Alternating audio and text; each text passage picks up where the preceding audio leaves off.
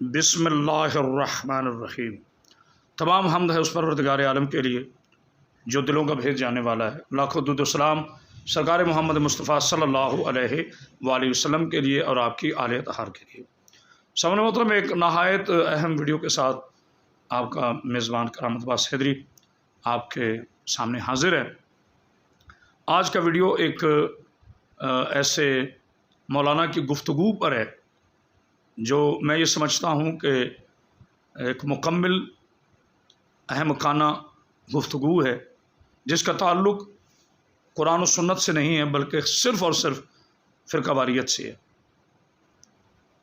پہلے آپ عمر عطا بندیالوی کی گفتگو سن لیں، اس کے بعد میں اپنی گفتگو کروں۔ ایک بریلوی عالم کا دعویٰ ہے کہ امام مالک سمیت کئی اماموں نے یزید پر کفر کا فتویٰ لگایا ہے۔ پاگل کوئی مولوی ہوگا جس نے یہ بکواس کر دی ہے، ورنہ امت میں کسی نے بھی یزید کو پاگل کافر نہیں کہا۔ انا للہ و انا الیہ راجعون، اس آیت کو پڑھنے کے سوا اور کچھ بھی نہیں ہے۔ اس شخص کی گفتگو کے بعد آپ نے سنا کتنا بغض حسین ابن علی اس کے اندر چھپا ہوا ہے، اور یزید کی محبت سر چڑھ کے بول رہی ہے۔ یہ موصوف کہہ رہا ہے کہ کوئی اہل سنت، کسی عالم نے آج تک یزید کو کافر مرتد نہیں لکھا۔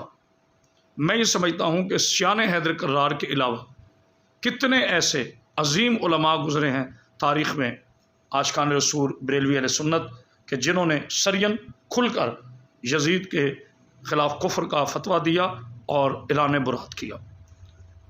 شاید اس کے ذہن میں اکثر اس کے پہلے بھی ایک کلپ میں یہ بات میں نے سنی تھی کہ اس نے کہا کہ اگر آپ نے صحابی کا احترام کروانا ہے تو پھر یزید کا احترام کرنا پڑے گا، جبکہ اسلام اور تاریخ اسلام اس کی نفی کرتی ہے۔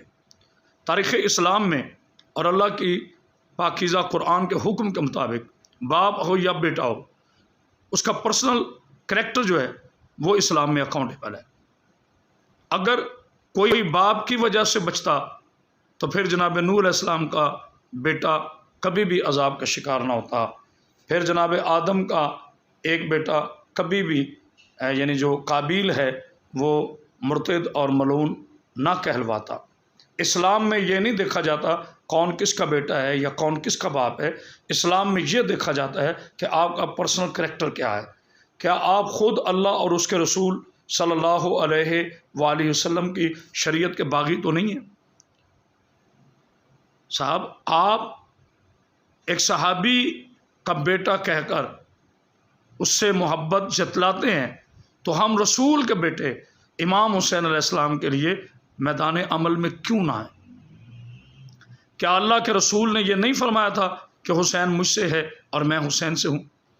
تو اگر الحسین منی و انا من الحسین کی حدیث کے مطابق سرکار ختمی مرتبت صلی اللہ علیہ وآلہ وسلم کے نور خون کا حصہ ہے میرا حسین، اور میرا رسول خود فرما رہے کہ حسین مجھ سے ہے، میں حسین سے ہوں، تو پھر یزید نے صرف قتل حسین نہیں کیا بلکہ اس نے جناب رسالت مآب صلی اللہ علیہ وآلہ وسلم کو بھی شہید کیا ہے۔ بلکہ میرے نبی پاک صلی اللہ علیہ وآلہ وسلم کی اسلام کی متفقہ علیہ حدیث میں یہ بات ملتی ہے کہ مجھے 2 مرتبہ کی شہادت ملے گی، شہادت جلی، شہادت خفی۔ شہادت خفی جناب حسن ابن علی علیہ السلام کی صورت میں، اور شہادت جلی یعنی کھلی شہادت جو ہے وہ حضرت امام حسین علیہ السلام کی صورت میں۔ اللہ کے محبوب ہیں میرے آقا محمد مصطفیٰ صلی اللہ علیہ وآلہ وسلم، اور محبوب رسول ہیں حسین ابن علی علیہ السلام۔ مولانا، کیا یزید کا ایک ہی جرم ہے؟ نہیں۔ کیا وہ صحابہ کرام کا قاتل نہیں ہے؟ کیا اس نے مسجد نبوی کے اندر نعوذ باللہ من ذالک گھوڑے نہیں باندھے؟ کیا اس نے واقع حرا کا ذمہ دار نہیں ہے؟ کیا وہ صحابہ کرام امام حسین علیہ السلام کے علاوہ دوسرے صحابہ کرام کا قاتل نہیں ہے؟ کیا اس نے سرین دین رسول کا مذاق نہیں اڑایا؟ کیا وہ شرابی اور زانی نہیں تھا؟ کیا اس نے سرکار امام حسین علیہ السلام کی شہادت کے بعد آپ کے سر مبارک اور آپ کے لب اقدس پر چھڑی رکھ کر یہ نہیں کہا تھا کہ میں نے تم سے بدر اور احد کے بدلے لیے ہیں؟ اتنے کھل کے اظہار جرم اور قبول جرم یزید کا ہے، اور اس کے باوجود مولانا آپ اس کو بچانے کی کوشش کر رہے ہیں۔ مسئلہ کیا ہے؟ اور ناسبیت اور خارجیت کسے کہتے ہیں؟ صحابہ کرام رضوان اللہ اجمعین کا جو گستاخ ہو، بے شک وہ قابل مذمت ہے، اور آپ بھی اس کے خلاف دن رات فتویٰ بازی کرتے ہیں۔ تو جو نبی اور اس کی پاکیزہ آل کا قاتل ہو، اس کو آپ رضی اللہ کا درجہ دینا چاہ رہے ہیں؟ نہیں، جب تک اس پاکستان میں بحمداللہ ایک بھی شیعہ اور سنی باقی ہے، ہم اس فاسق و فاجر کو کبھی رضی اللہ ثابت نہیں ہونے دیں گے۔ رضی اللہ نبی پاک صلی اللہ علیہ وآلہ وسلم کے مقدس صحابہ کرام رضوان اللہ اجمعین کا لقب ہے، اور آپ نے مولانا طارق جمیل پر بھی اسی لیے تنقید کی ہے کہ انہوں نے گلدستہ اہل بیت کے نام سے کتاب لکھی، آپ کے اسی کلپ میں موجود ہے، اور آپ نے یہ کہا کہ کون سمجھائے طارق جمیل کو؟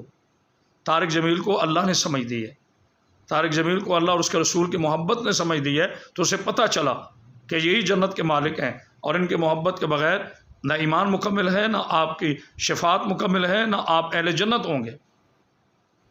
تو میں تو کہتا ہوں مولوی صاحب، جو یزید سے ہمدردی رکھتا ہے، اللہ کرے قیامت کے روز وہاں جائے جہاں یزید جائے، اور جو امام حسین علیہ السلام کا نوکر کہلاتا ہے، وہ قیامت کے روز وہاں جائے جہاں میرا حسین ہوگا، اور یقیناً میرے حسنین کریمین جنت کے سردار ہیں۔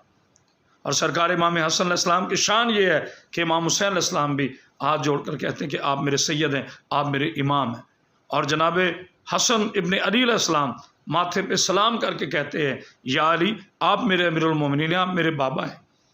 اور میرے مولا علی علیہ السلام ماتھے پہ دونوں ہاتھ رکھ کے کہتے ہیں، یا رسول اللہ آپ میرے مولا ہیں، آپ میرے سید ہیں۔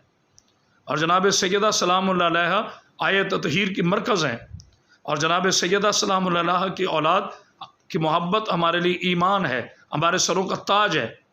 لہٰذا کوئی مسلمان، کوئی پڑھا لکھا نوجوان آپ کے اس ٹھونگ میں، آپ کی اس گفتگو کا شکار نہیں ہو سکتا۔ انہیں پتہ ہے کہ آپ بیٹھے ممبر رسول پر ہیں اور دل میں محبت یزید رکھ رہے ہیں۔ تو یہ کیا منافقت کا دوہرا اصول نہیں ہے کہ جس کے نانا کا ممبر ہے اسی کے نواسے کے خلاف آپ یہ بات کر رہے ہیں، اور یزید کو معاذ اللہ اچھا ثابت کرنے کی کوشش کر رہے ہیں؟ میرا ایمان ہے جو اللہ اور اس کے رسول کا چاہنے والا ہے، وہ کبھی بھی یزید کو نہ رضی اللہ کہتا ہے، نہ یزید کے لیے نرم گوش رکھتا ہے۔ ان دعاؤں کے ساتھ کہ اللہ ہمیں صحیح طور پر محبت اہل بیت نصیب فرمائے، اور ان دعاؤں کے ساتھ کہ اللہ میرے پاکستان کی محافظت فرمائے، اور عالم اسلام میں رخنہ ڈالنے والوں کو اللہ نیست و نابود فرمائے۔ والسلام توفیق علیہ۔